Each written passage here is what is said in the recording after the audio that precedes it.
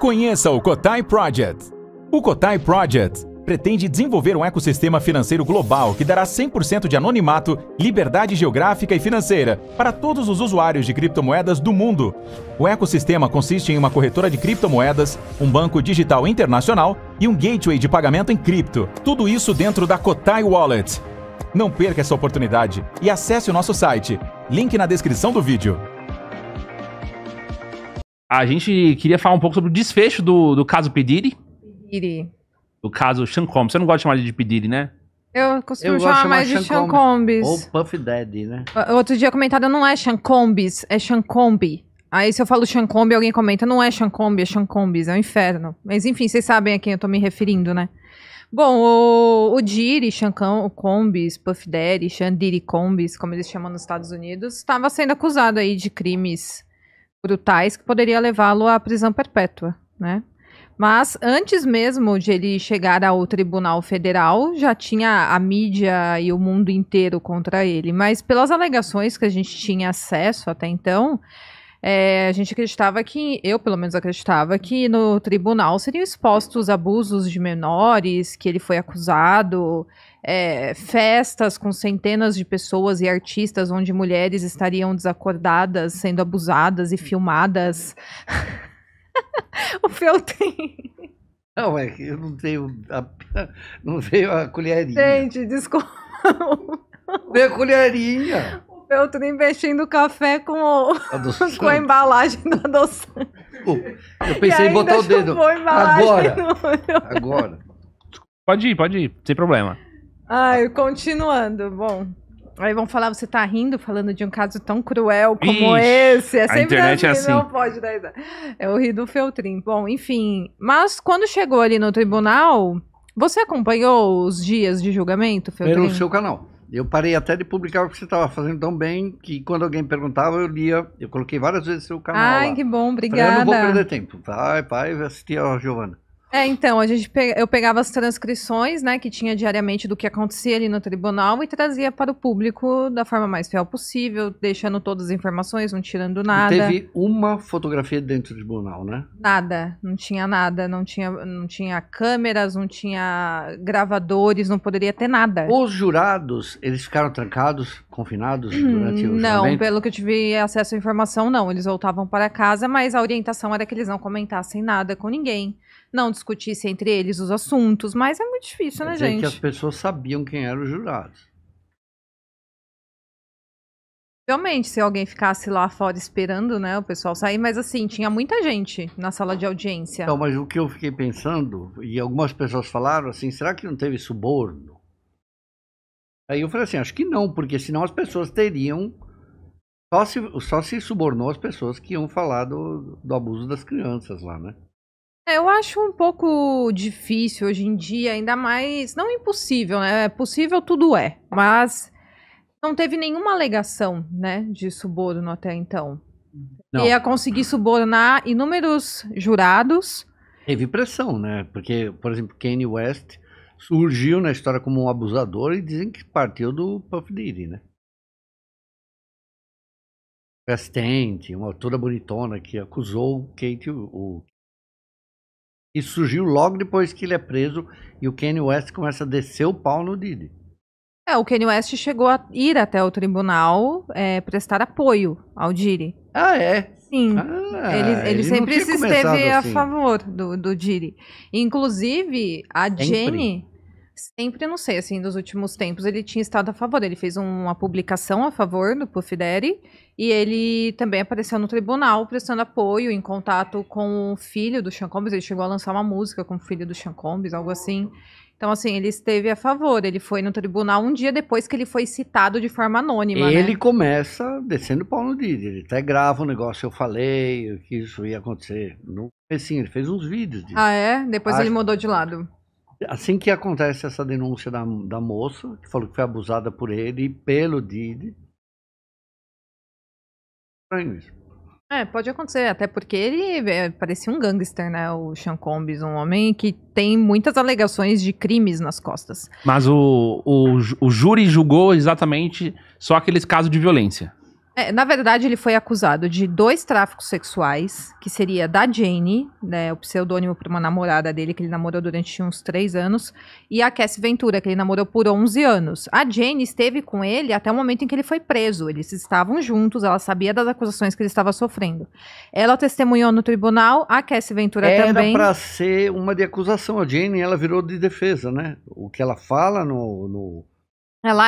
Ela foi uma testemunha da promotoria, mas pelo que ela falou ali, favoreceu a defesa. Então, acabou com a acusação, porque ela fala que ela amava ele, né? Que ela gostava. Mas isso a Cassie também falou.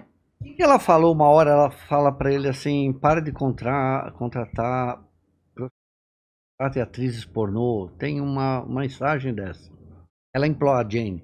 Ela pede pra ele, pelo amor de Deus, não trazer prostituta. Ela fala pra ele que ele precisaria contratar, acho que atrizes pornô pra satisfazer a vontade dele, ao invés de ficar levando ela pra quartos de hotel pra se relacionar com outros homens, porque o fetiche dele era assistir, né? Bom, primeiro a Cassie deu o depoimento dela, logo no início do julgamento.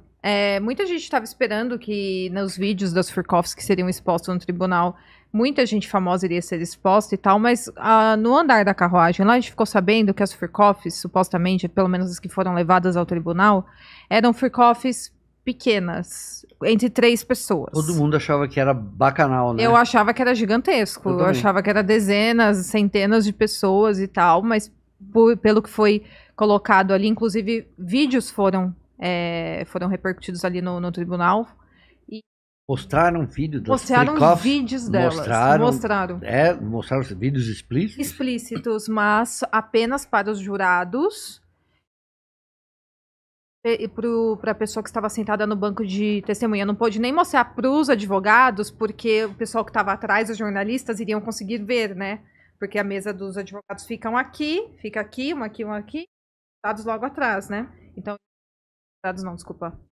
Listas logo atrás. Então, os jurados assistiram numa telinha menor. Gente. E eles assistiram. E eu cheguei a comentar no meu vídeo quando aconteceu isso, né? Eu falei, pra quê? O que eles esperavam mostrar nesses vídeos? Talvez saber se a Cassie Ventura aparentava tal. Mas foi a promotoria. Drogada. Foi a promotoria que colocou, gente. Talvez pra parecer que ela tava drogada, que ele realmente drogou ela. Mas se fosse o caso, ele teria sido condenado. Outra, ela usava substâncias ilícitas. Por si só, né? Ela cheirava, né? Ela usava bastante. Tinha uma amiga dela testemunhou falando que elas usavam juntas muita droga. E às vezes nem estavam juntos com o Sean Combs. E assim, junto com o Sean Combs, ela também usava, claro. Ela falava que ela usava exatamente para suportar as noites de hotel, né?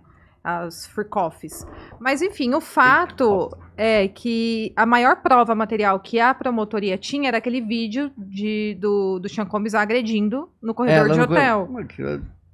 Só que o que a defesa fez? Pegou esse vídeo e falou, isso aqui não é um tráfico sexual, não é uma prova de tráfico sexual. Isso aqui é uma agressão doméstica. E ela mesmo não acusou ele. Ela não acusou e ela participou da negociação para que esse vídeo fosse apagado na época, porque alguns dias depois ela perdoou ele e eles voltaram. Eles fizeram acordo de 20 milhões de dólares.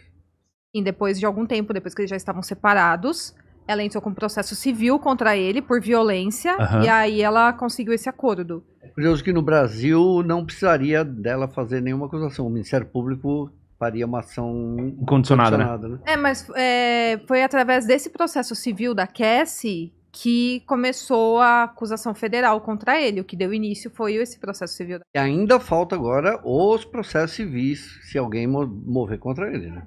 Agora, os processos civis estão bem sensíveis, né? O J. Simpson foi inocentado no criminal e perdeu no civil. Ele perdeu antes, no caso do Sean Combs, ele perdeu no civil por agressão, né? Porque isso é comprovado.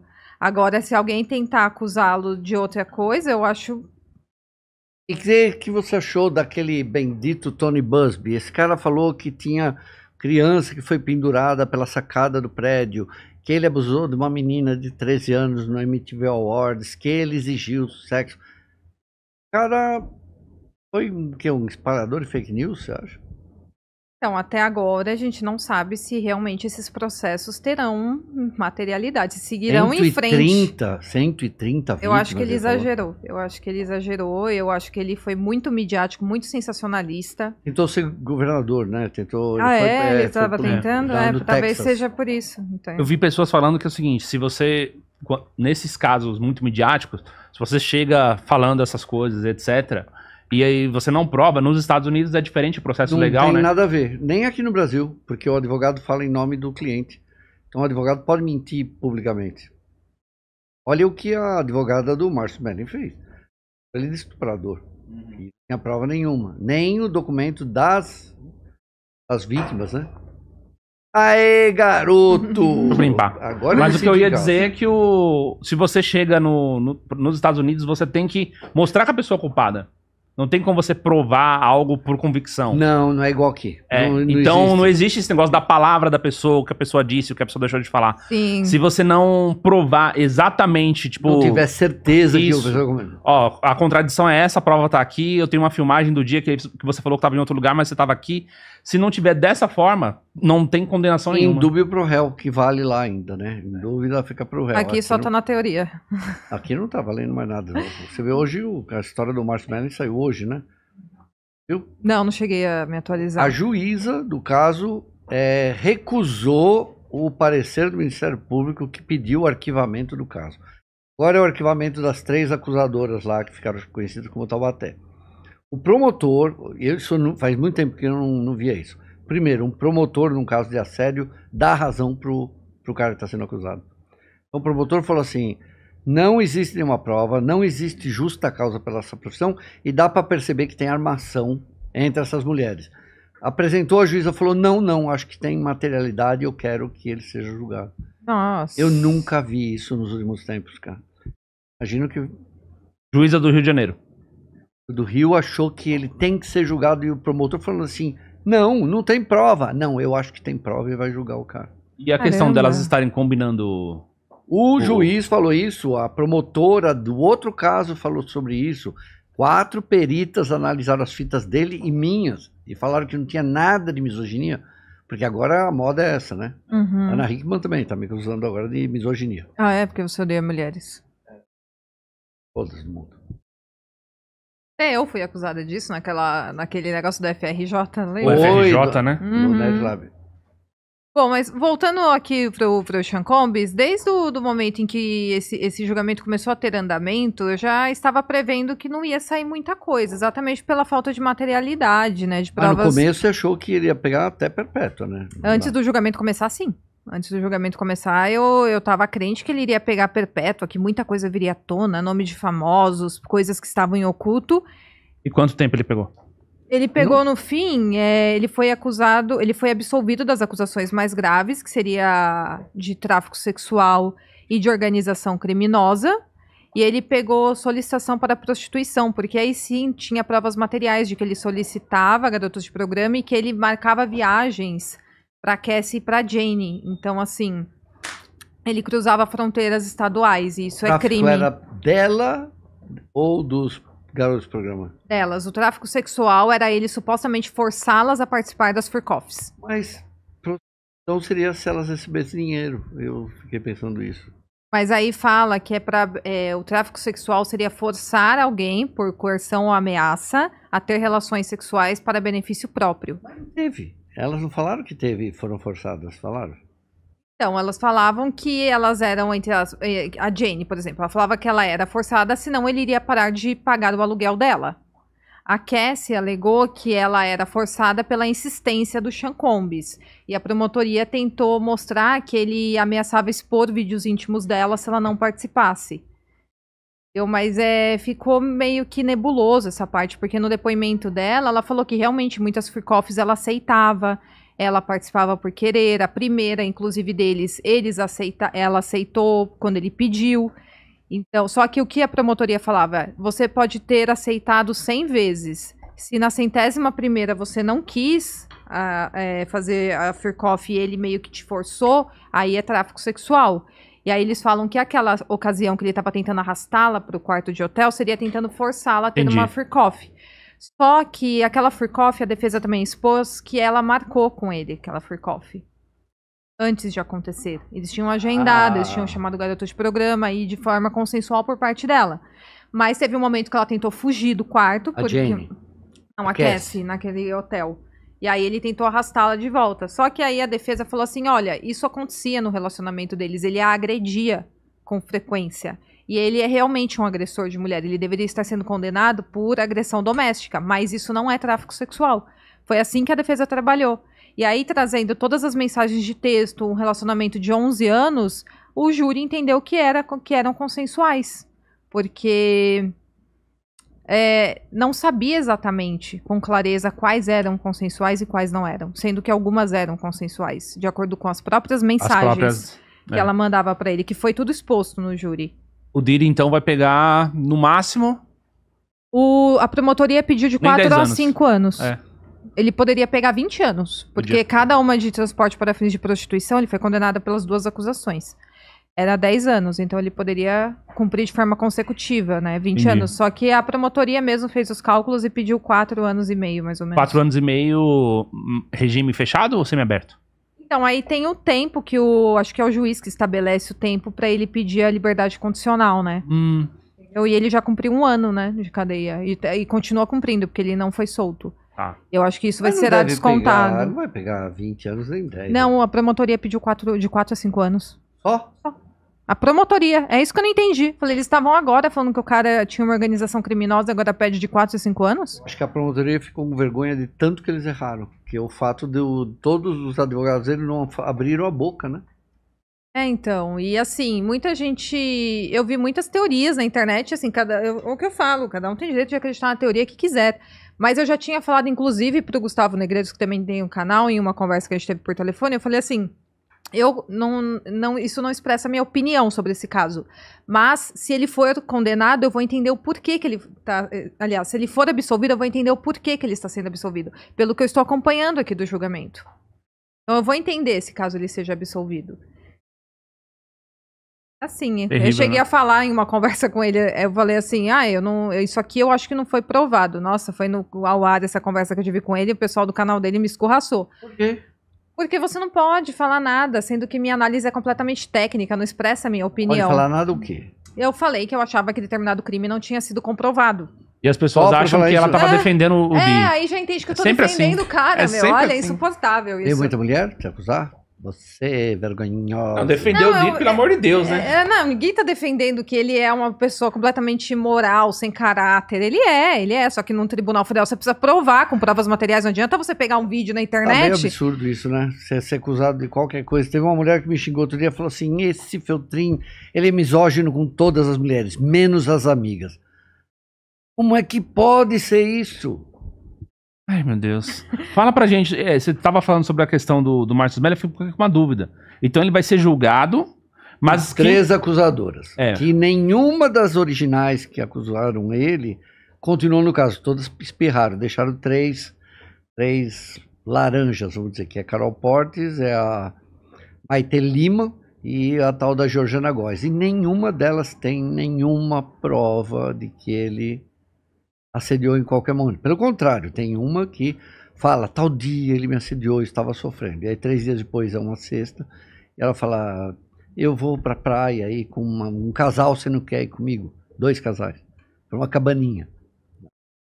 E o que me assustou foi a juíza ir contra o Ministério Público, o que me mostra já meio que o que vai acontecer.